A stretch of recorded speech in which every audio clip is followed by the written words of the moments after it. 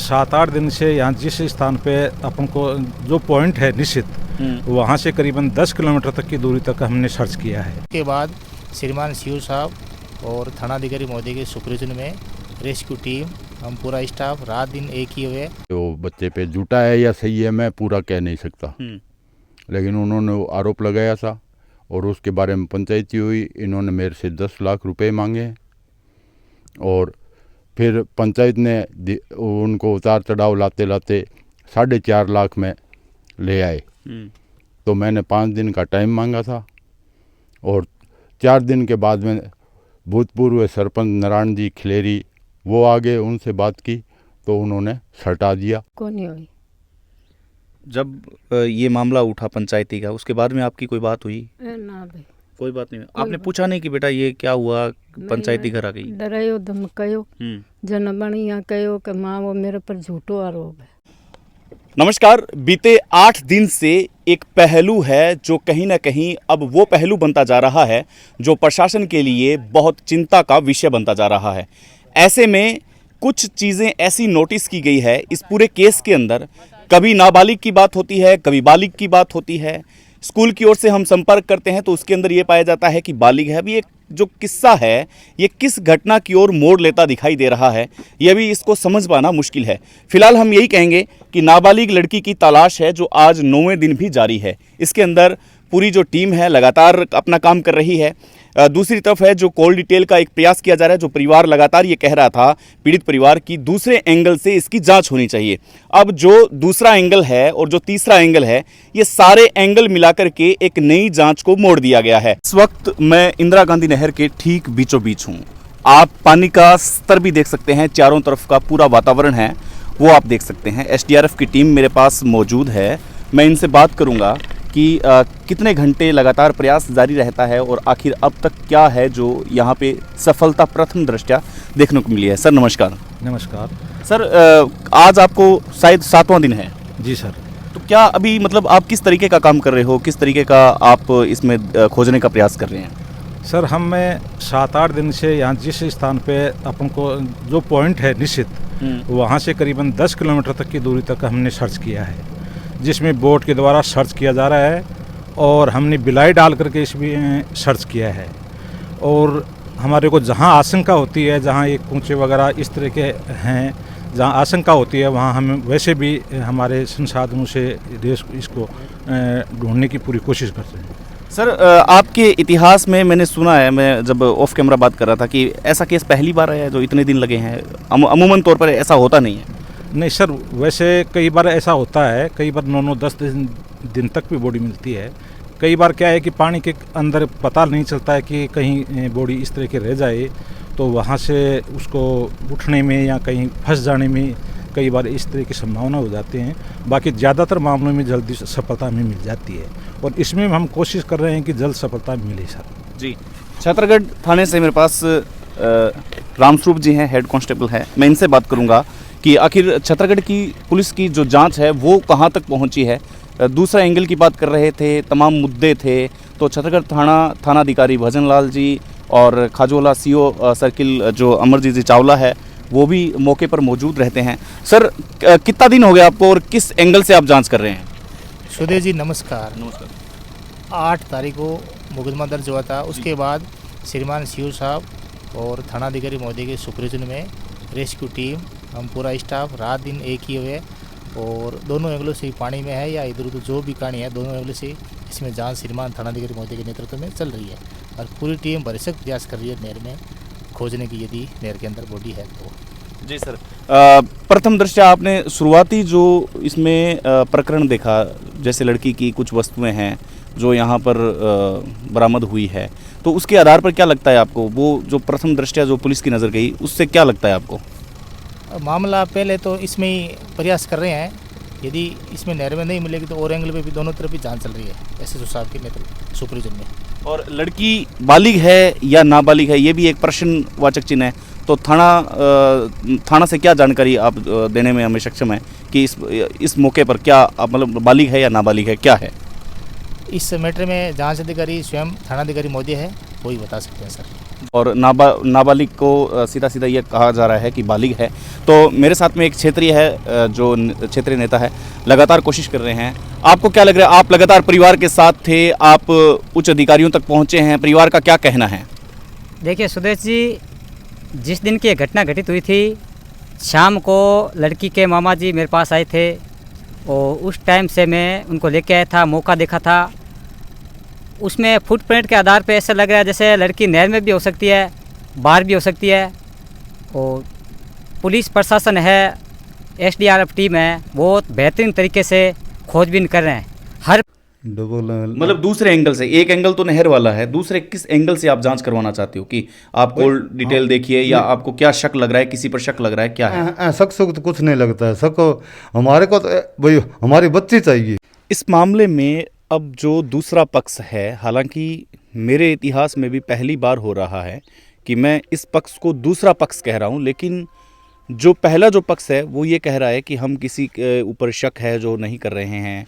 जो लड़की का जो पीड़ित पक्ष है, जिसकी एक लड़की की तलाश है, वो जारी है। ऐसे में वो ये कह रहा है कि हमें किसी पर शक नहीं है, लेकिन इनके एक लड़के को जिसकी उम्र है वो 25 वर्षीय बताई जा रही है, उसको पुलिस ने डिटेन कर रखा है पिछले सोमवार से, ये बता रहे हैं। तो अब ये क्या मामला है, क्या इस पर क्ल्यू निकल के आता है? पहला पक्ष कह रहा है कि हमारी किसी से कोई दुश्मनी नहीं है, किसी पर हमें कोई शक नहीं है, फिर भी इनका लड़का है, उस मामले में डिटेन क्यों किया गया है? माता पिता है मेरे साथ में। सबसे पहले मैं आपको पूछना चाहूँगा कि आपके लड़के को डिटेन किया है पुलिस की तरफ से करीबन पिछले 6-7 दिन से। इसी मामले में किया गया है या कोई और मामला है? इसी मामले में है जी। जो अभी एक नाबालिग लड़की की तलाश की जा रही है। हाँ, इसी मामले में है जी। नाबालिग लड़की की तलाश है, इसी मामले में। क्या कहा आपको पुलिस ने, क्या बताया आपको भी हम लड़का डिटेन कर रहे हैं, और आपका क्या बताया आपको शुरुआत में जब लेके गए? शुरुआत में लेके गए थे तब उन्होंने यही बोला कि लड़की नहर में पड़ गई है और वो इस चंदू की वजह से ही सारा कुछ हो रहा है, इसलिए चंदू को हम ले जा रहे हैं। तो प्रेम प्रसंग का मामला था पहले या क्या था? देखो साहब, इतना मैं कुछ नहीं बता सकता, क्या था क्या नहीं मुझे मालूम ही नहीं है, आगे मैं क्या बताऊं। ठीक बात है। पहले आपकी कोई एक पंचायती का एक सामने आ रहा है कि पहले कोई इसी मामले में कोई पंचायती हुई थी 2 परिवारों के बीच में, ये भी एक नया मामला सामने निकल के आ रहा है, ये क्या है मामला? हाँ, ये पंचायती हुई थी। किस चीज़ की पंचायती हुई थी? इस लड़की के मामले में ही। अच्छा, इसी लड़की के मामले में इसी परिवार ने पंचायती की थी। क्या मामला था? वो कोई झूठा ही जुर्म लगा रहे थे वो बच्चे पे। झूठा है या सही है मैं पूरा कह नहीं सकता, लेकिन उन्होंने वो आरोप लगाया था और उसके बारे में पंचायती हुई। इन्होंने मेरे से 10 लाख रुपए मांगे और फिर पंचायत ने उनको उतार चढ़ाव लाते लाते 4.5 लाख में ले आए। तो मैंने 5 दिन का टाइम मांगा था और 4 दिन के बाद में भूतपूर्व सरपंच नारायण जी खिलेरी वो आ गए, उनसे बात की तो उन्होंने हटा दिया।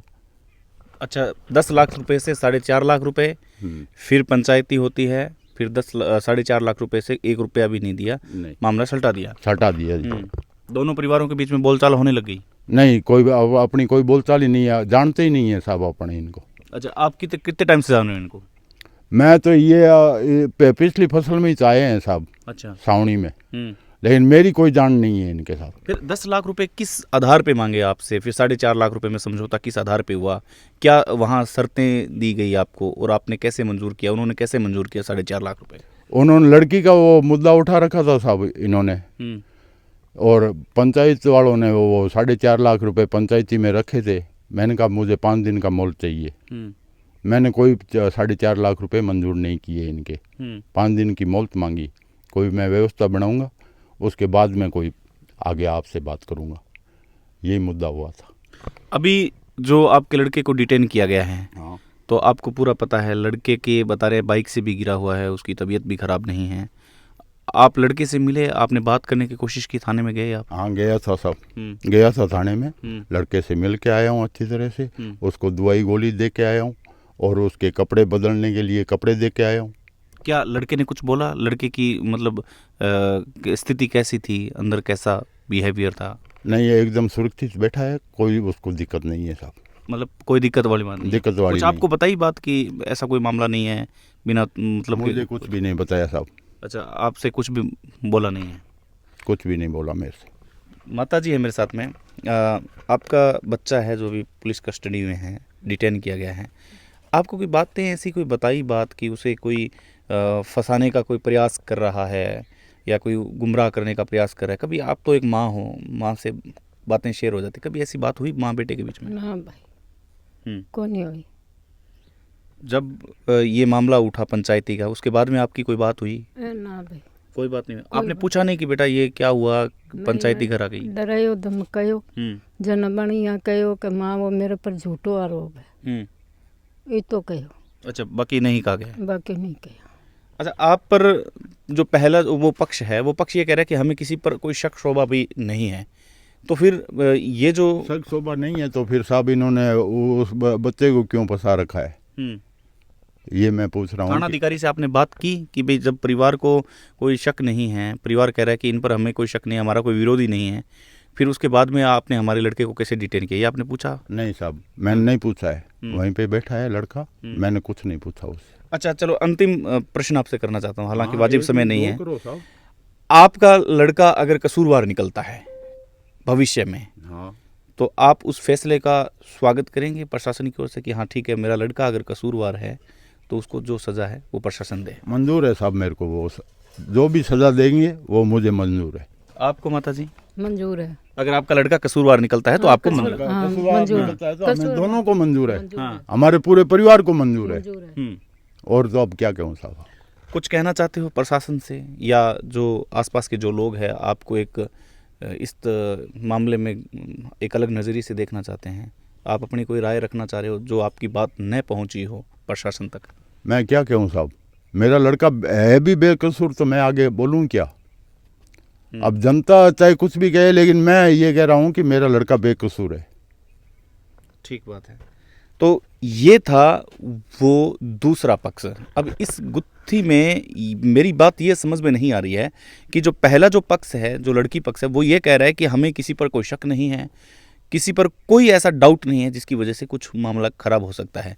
लेकिन इधर ये पक्ष कह रहा है कि भाई हमारे लड़के को डिटेन किस वजह से किया गया, जब पहले एक पंचायती होती है उसमें 10 लाख रुपए की डिमांड की जाती है, फिर 4.5 लाख रुपए हैं, वहाँ आकर के बात रुक जाती है, इसके बाद में पंचायती का दौर वापस शुरू होता है, फिर 4.5 लाख से वो शून्य पर आ जाती है और सारा मामला सलट जाता है। चलिए, एक अंतिम प्रश्न फिर मेरे माइंड में आ रहा है कि 4.5 लाख रुपए से शून्य पे बात हो गई, हाँ। पंचायती आपकी खत्म हो गई, लेकिन आपने जो अभी लड़की पक्ष का परिवार है उससे पूछा कि आप संतुष्ट हो या नहीं हो? नहीं साहब, ये मैंने कुछ भी नहीं पूछा उनका रिएक्शन क्या था इसके बाद में? मेरे कोई समझ में नहीं है साहब, उनका क्या था, क्या है, क्या नहीं है, ये मैं कुछ भी नहीं कह सकता। आपके साथ कोई बोलचाल भी नहीं है? बोलचाल भी नहीं हुई थी साहब हमारे साथ। पंचायत का ये जगह कहाँ था जब आपकी वो पंचायत हुई? बाजार में।